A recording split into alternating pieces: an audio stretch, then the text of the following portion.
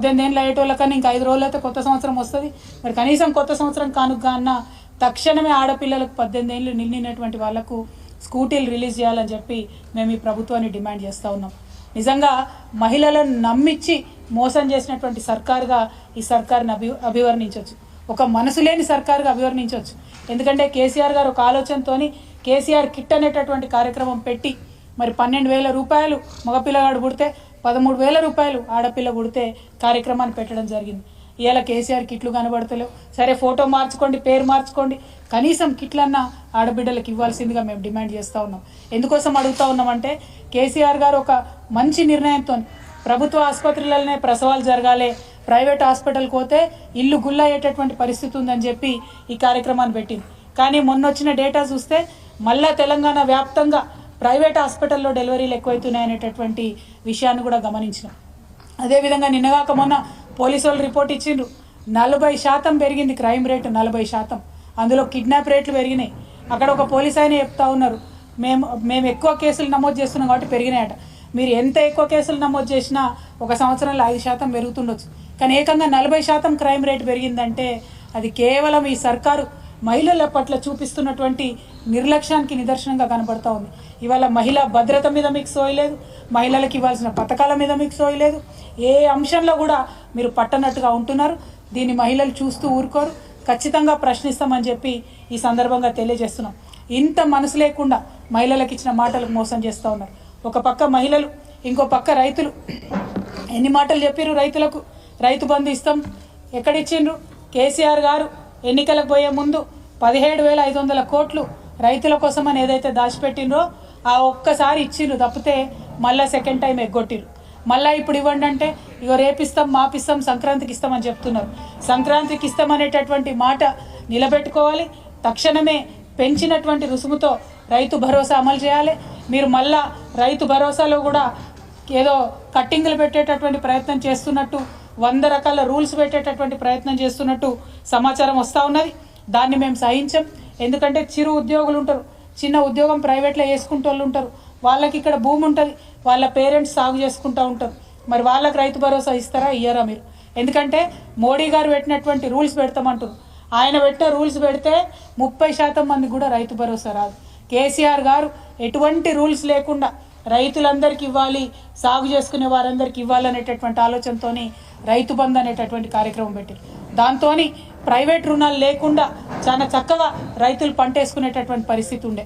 కానీ ఇవాళ మీరు కొత్త రూల్స్ తీసుకొచ్చి మీ ఇంట్లో చిన్న గవర్నమెంట్ ఎంప్లాయీ ఉంటే ఇయ్యం, మీరు ఇన్కమ్ ట్యాక్స్ కడితే ఇయ్యం, మీరు ఇంకోటి చేస్తే ఇయ్యం, మీకు కారు ఉంటే ఇయ్యం, ఇట్లాంటి రూల్స్ పెట్టినట్టయితే 30% మంది కూడా రైతు భరోసా రాదు. మరి రైతులకు సాగు చేసుకునే వారందరికీ కూడా తప్పకుండా వచ్చే విధంగా రైతు భరోసా ఈ ప్రభుత్వం ముందుకు రావాలని చెప్పి మేము డిమాండ్ చేస్తూ ఉన్నాం. అదేవిధంగా మరి వరి ధాన్యానికి ఏం చెప్పింది ఈ ప్రభుత్వం? ఇదివరకు 2,183 రూపాయలు ఉండే మద్దతు ధర, దాన్ని 500 పెంచి 2,683 రూపాయలు చేస్తామని చెప్పారు. కానీ మొన్నటిసారి కూడా మీరు కనీసం 30% కూడా ధాన్యం కొనలే. మొదలేమన్నారు? అన్ని వడ్లకు బోనస్ ఇస్తామన్నారు. తర్వాత ఏమన్నారు? సన్న వడ్లకు మాత్రమే బోనస్ ఇస్తామన్నారు. ఈ మాటికి మాట మార్చుడు తప్పితే ఇంకోటి ఏమి కూడా ఈ సర్కార్లో కనబడతలేదు. అదేవిధంగా మీరు మొక్కజొన్నకి ఇస్తామన్నారు, 1,870 రూపాయలు ఉంటే దాన్ని పెంచి 2,200 ఇస్తామన్నారు. కందులకు పెంచి 6,700 ఇస్తామని చెప్పిండ్రు. సోయాబీన్కు పెంచుతామన్నారు, 4,400 రూపాయలు ఇస్తామన్నారు. మరి పత్తికి పెంచి 6,500 రూపాయలు ఇస్తామన్నారు. అట్లానే మిర్చి సాగు చేసే రైతు చక్కగా ఉండాలి, 15,000 రూపాయలు మద్దతు ధర ఇస్తామని ప్రకటించారు. పసుపు రైతుకు 12,000 ఇస్తామని ప్రకటించారు. అట్లనే ఎర్రజొన్న రైతులకు 3,500 రూపాయలు ఇస్తామని చెప్పిండ్రు. మరి చెరుకు రైతులకు 4,000 రూపాయలు ఇస్తామని చెప్పిండ్రు. జొన్నలు వండించేటోళ్లకు 3,050 రూపాయలు ఇస్తామని చెప్పిండ్రు. వీటన్నిటినీ కూడా ఎగ్గొట్టిండ్రు. గత 1 సంవత్సర కాలంగా ఏ ఒక్క పంటకు కూడా మీరు మద్దతు ధర ఇస్తలేరు, ఏ ఒక్క పంట మీద కూడా మీరు ఆలోచన చేస్తలేరు. మరి ఇక్కడ మెదక్లో, నిజామాబాద్లో, కోరుట్లలో చక్కెర ఫ్యాక్టరీ ఉంటుంది. మేము తెరిపించలేకపోయినాం. ఖచ్చితంగా కాంగ్రెస్ పార్టీగా మేము వచ్చిన తర్వాత తెరిపిస్తామని ఆనాడు పెద్ద పెద్ద మాటలు చెప్పిండ్రు, ప్రగల్భాలు పలికిండ్రు, ప్రజలను మభ్యపెట్టిండ్రు, ఓట్లు వేయించుకున్నారు. మరి ఇవాళ అడుగుతా ఉన్నాం, సంవత్సర కాలం అయిపోయింది. కేసీఆర్ గారు పెద్దలు చెప్పిరు మాకు సంవత్సరం పాటు ఏమనకండి అని. మరి సంవత్సరం తర్వాత అడుగుతా ఉన్నాం, కాంగ్రెస్ ప్రభుత్వాన్ని, రేవంత్ రెడ్డి గారిని. ఇవాళ మీరు మెదకొచ్చిపోయినరు. ఎప్పుడు తెరిపిస్తారు ఇక్కడ షుగర్ ఫ్యాక్టరీ, ఎప్పుడు తెరిపిస్తారు బోధనలో షుగర్ ఫ్యాక్టరీ, ఎప్పుడు తెరిపిస్తారు కోరుట్లలో షుగర్ ఫ్యాక్టరీ అని ఇవాళ కాంగ్రెస్ ప్రభుత్వాన్ని మేము డిమాండ్ చేస్తూ ఉన్నాం. మరి మేము రాగానే చక్కెర ఫ్యాక్టరీ తెరిపిస్తాం, ఎన్ని వందల కోట్లైనా తెరిపిస్తామని ఆనాడు ప్రగల్భాలు పలికిన మీరు ఇప్పటి వరకు కూడా కనీసం దాని మీద రివ్యూ చేయకపోవడం ఏందని చెప్పి ఈ సందర్భంగా మేము డిమాండ్ చేస్తూ ఉన్నాం. అట్లనే ఏమన్నారు, రేషన్ కార్డులు మేము రాగానే ఇస్తామన్నారు. మీరు వచ్చి ఏడాదాయే ఇప్పటి వరకు పెండింగ్ ఉన్న ఇస్తలేరు, కొత్త ఇస్తలేరు, ఇంకా ఏమి కూడా ఇస్తారో ఇవ్వరో డౌట్ వస్తుంది. ఏమన్నా మాట్లాడితే లేదు లేదు రేషన్ కార్డులు ఇస్తాం, రేషన్ బియ్యం బదులు సన్న బియ్యం ఇస్తామని చెప్తున్నారు, సర్వే చేస్తామని ఇప్పుడు చెప్తున్నారు. మరి అంతకుముందు ఏమన్నారు, మేము మొత్తం ఒక బియ్యమే ఇస్తున్నాడు కేసీఆర్, ఇంకా చాలా ఇస్తాం, చాలా వస్తువులు కలిపి మీకు ఇస్తామని చెప్పిండు.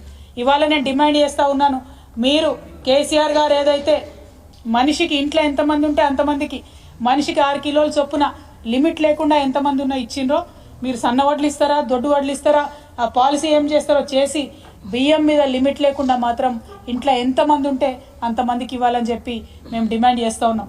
ఎందుకంటే మీరు ఆనాడు కోతలు కోసిండ్రు, ఇవాళ ప్రభుత్వంలోకి వచ్చినాక అన్నిట్లా కోతలే పెడుతున్నారు.